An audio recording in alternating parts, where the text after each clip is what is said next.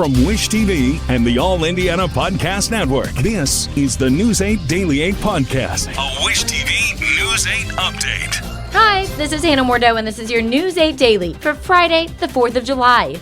Thanks for starting your holiday here. It is going to be a hot day ahead, but the good news is there is no rain in sight. So if you're going to a barbecue or a pool party or seeing some fireworks tonight, you're going to have dry conditions, but it will be very hot. Temps could get into the 90s, but really it's that humidity factor that's ramping up today. So make sure you stay safe, drink plenty of water. Downtown Indianapolis has a double feature in the skies tonight. The city's big fireworks show is set, and the Indians have a home game, too, which will end with a spectacular sight over Victory Field. News 8's Colin Bailey went there this morning and has the plans. Go downtown and watch those fireworks at the American Legion Mall or the War Memorial. Those will start at 10 o'clock. But yeah, you mentioned it. Indians have been playing here at Victory Field for nearly 30 years on the 4th of July. First pitch, 6:35. They'll also be wearing these really cool uniforms right here. This beautiful light blue and royal blue brimmed hat. These beautiful jerseys right here as Carter shows you this. You can also buy the hats in the team store and try and get in on the raffle to get these jerseys. Anna, thank you for joining us. We appreciate it. Baseball, hot dogs, fireworks, kind of the Americana side, all right here at Victory Field. Yeah, happy 4th of July to everybody. We love packing this place every year. Like you said, we've been scheduled to be home every year since 1997. So just really fun to get this place rocking, obviously wearing these specialty 4th of July kits, really just having a lot of fun tonight. And talk about the game itself. The number 2 prospect in the MLB will be on the mound pitching for the Indians tonight. Yeah, Bubba Chandler, you really can't ask for more. One of our best pitchers on our pitching staff, one of the best nights to be out at the ballpark. Come out and see 100-mile-per-hour fastballs, and then obviously fireworks after the game, one of our biggest fireworks shows of the season. And we just talked, you said there's about 2,000 tickets left, so make sure you get your tickets now, about 2,000 left. First pitch tonight, 6:35 right here at Victory Field. Fireworks will follow after the game. If you're going downtown to watch those fireworks, they'll start at 10 o'clock. And like I said, you could watch from the American Legion Mall or the War Memorial. So a lot of action happening in downtown to enjoy your 4th of July. For now, here at Victory Field, I'm Colin Bailey for Wish TV and WishTV.com. More high-flying options. Carmel's fireworks begin at 9:45 following Carmel Fest. Fishers will fire off 3 shows launching from the Nickel Plate District, Cynthian Park, and Geist Reservoir starting at 10 tonight. Westfield and Noblesville and Lawrence fireworks also start at 10. Similar time for downtown Fort Wayne, Brownsburg, and Danville. And there are more. You can see a full list of the fireworks shows right now on the As Seen On section of our website, WishTV.com. State police are a little concerned about the spectacular shows in the skies. AAA predicts more people than ever will take road trips for the 4th, an estimated 1.78 million overall. Troopers say they always see more crashes over the holidays, and Independence Day brings a unique brand of distracted driving. And I'm not talking about distractions of cell phones and electronics. I'm talking about people driving while they're looking up watching fireworks. So please, if you're driving, eyes on the road, not on the sky. They urge everyone to find a safe place to park rather than just pulling to the side of the road. We are following some breaking news this morning. Noblesville police say they are trying to solve an early morning smash and grab at a gun store. Police say a stolen vehicle rammed into the front of Hoosier Armory store at about 4:45 this morning. Police have not said how much the thief or thieves took, and the owner is going through inventory to figure it out right now. This is the same location that police say there was a smash and grab at with a car in September of 2024. We have a crew on scene and we'll bring updates on WishTV.com. President Trump has a signing ceremony set this afternoon at the White House to turn his tax breaks and spending cuts bill into law. Michael Yoshida looks at the late push that put the bill over the top and what the changes will do. A deeply divided House passing the Senate's version of President Trump's mega bill. Nobody said it would be easy. But you know what? We didn't come here to do easy things.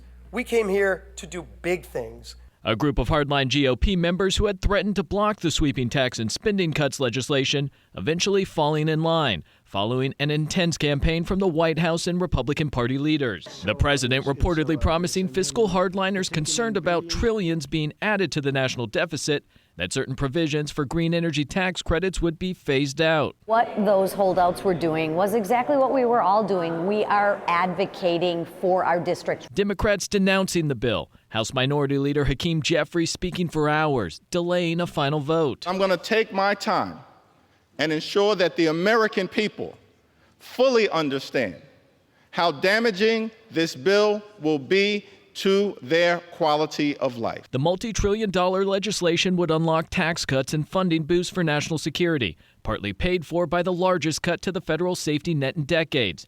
Tax breaks and changes to the tax code could benefit corporate America, manufacturers, and high-income Americans, while low-income Americans could be worse off due to the bill's historic cuts to Medicaid and food stamps. A ripple effect could also hit the healthcare system, especially rural hospitals, and roughly $3.4 trillion is also projected to be added to the deficit over the next decade. In Washington, Michael Yoshida reporting. Indiana's congressional delegation voted directly down party lines. Democrats Andre Carson and Frank Mervan voted against the bill. Republicans Rudy Yakim, Marlin Stutzman, Jim Baird, Victoria Spartz, Jefferson Shreve, Mark Mesmer, and Aaron Houchin voted for the bill.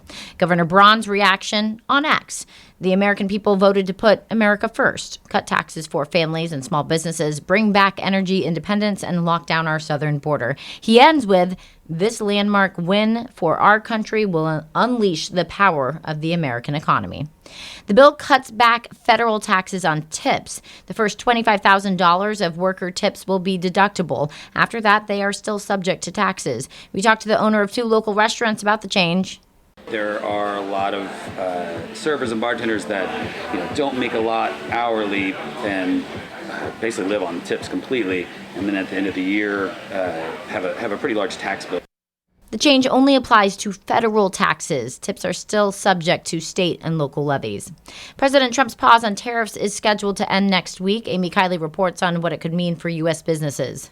My inclination is to send a letter out and saying what tariff they're going to be paying. U.S. businesses could soon learn the tariff rate they'll have to pay for certain imports. President Donald Trump says he's sending determination letters to countries, possibly starting today. I think by the 9th they'll be fully covered, and they'll range in value from maybe 60 or 70% tariffs to 10 and 20% tariffs. Trump's so-called reciprocal tariff pause is set to end Wednesday. Far more than 170 countries. And how many deals can you make? And you can make good deals, but they're very much more complicated. He's sounding less confident about making trade deals now than he did shortly after imposing his tariffs in April. We're doing very well in making, I call them tailored deals, not off the rack. These are tailored, highly tailored deals. But Trump says tariffs are more than just a negotiating tool. He argues they help domestic producers and generate revenue. Many economists argue they also raise prices and can hurt the economy. Chair, would the Fed have cut more by now if it weren't for the tariffs? So I think that's right. In effect, we went on hold when we saw the size of the tariffs and essentially all inflation forecasts for the United States went up materially as a consequence of the tariffs. I'm Amy Kiley reporting. Sports now, the Indiana Fever have snapped a long losing streak against the Las Vegas Aces. Indiana still without an injured Caitlin Clark won last night, 81-54 at home. Kelsey Mitchell led the team with 25 points. Aaliyah Boston had 20. The last Fever win over the Aces before last night was in 2019, 16 matchups ago. Next up, the Sparks at Gainbridge Fieldhouse tomorrow. July is now, as a matter of public record, Fever and WNBA All-Star Month in Indianapolis. Mayor Joe Hogsett made the proclamation yesterday at Gainbridge Fieldhouse. The city is hosting the league's All-Star Weekend later this month, July 18th and 19th. The whole world is coming to Indianapolis for the WNBA All-Star Game. And I think no city in the world could host this type of a sporting event quite like Indianapolis. Signs of the All-Star Game are going up in the city already. The JW Marriott's newest giant sign of Caitlin Clark is done. We've been watching the work all week, and you can finally see the message. It says, "From downtown in my town." The off-menu drama is over in the world of competitive eating. Westfield's Joey Chestnut is back in New York this morning, getting ready to chow down. His one-year exile from the Nathan's Famous Hot Dog Eating Contest is over. Promoters and Chestnut have settled their differences that kept him out of last year's competition. His absence let a new champion emerge, Patrick Bertoletti. We talked to him on Daybreak. So I don't know this year if I'll take the title again. He'll be there, less pressure for me. All eyes on him, so I can just roll in and do my best, and that's all I'm hoping for. And besides that, I mean, I'm just looking forward to July 4th. I'm not thinking much past that day. It feels great to be back. It's New York City on the 4th of July, and we're talking 30,000 Americans on the corner of Surf and Stillwell, and it's gonna be intense, and my body is ready. I'm excited. And of course, that was Joey Chestnut responding. Contest starts at 10:45 this morning. Our tour of towns called Wish You Were Here is underway. First stop, Franklin Firecracker Festival. News 8's Phil Sanchez, Farron Franzek, and Raina Revel took our afternoon and early evening newscasts out to the fun. Festival organizers tell us they are looking to grow the city. You have people come out for a free event like this, and then they keep coming back, and they keep coming to the other amazing businesses and things we have to do downtown. And really that's what we want, is we want events that really stimulate the entirety of Franklin, not just, parks. Firecracker Festival was a one-day event. Our next Wish You Were Here stop is in Plainfield on July 9th. Come out, meet our team. It's at Bicentennial Plaza. For more information, just go to wishtv.com. For the 4th of July, we're looking back into our state's history. News 8's government reporter Garrett Bergquist looks at how Independence Day lives on every day in Indiana.